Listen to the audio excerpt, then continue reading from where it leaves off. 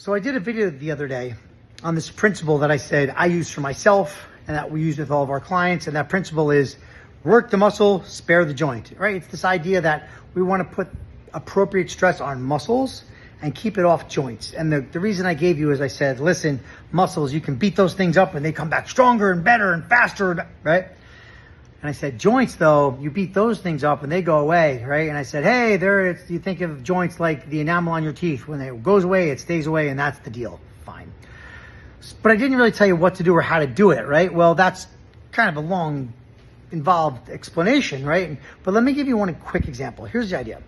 Let's say I'm going to work pecs, right? I'm going to work pecs.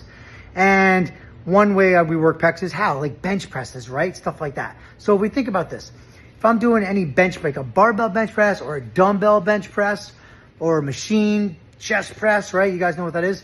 Well, when I do that, and think about this if you're not sure, it's heaviest at the bottom. So I'm up here and then I come back and it's heaviest at the bottom, lightest at the top.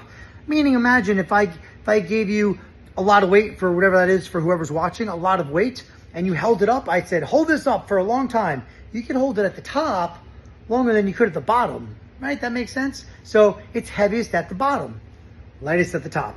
Well, wherever it's heaviest, that means your joints are receiving a lot of pressure in that position as well.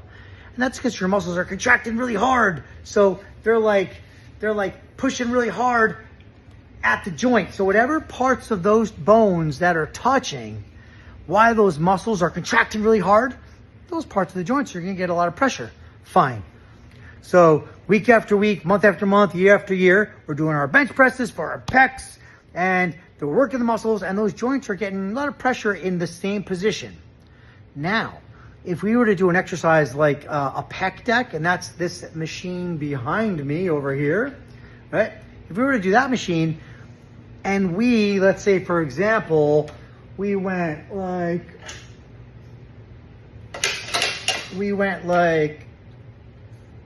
here, right? We went here, and I didn't even go all the way back. Maybe I went halfway back, but all the way forward and across. Well, with this exercise, there's a lot of stress in good way on my pecs in the new position.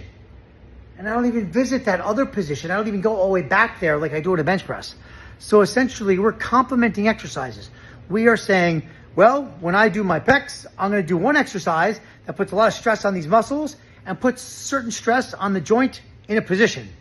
And when I do pecs another time, I'm going to do a different exercise, which puts stress on the same muscle, but in a different position.